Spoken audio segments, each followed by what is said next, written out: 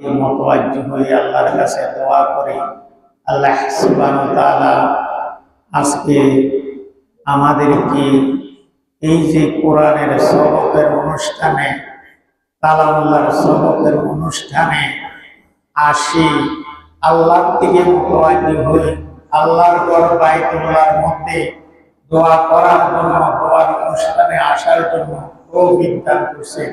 আবারও বলি আলহামদুলিল্লাহ। নেয়ামতের শুকরিয়া যতই করব, কোন শুকর করি আমরা, শুকরিয়া আদায় করা আমাদের পক্ষে সম্ভব না। মরহুম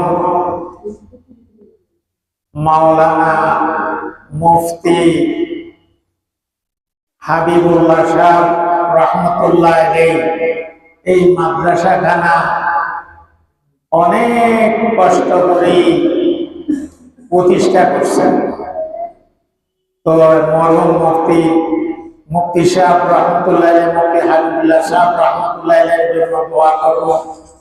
এলাকার যারা নাকি এই মাদ্রাসার জন্য দান সৎকার করেছে ওনাদের সবাই জন্য দোয়া করব।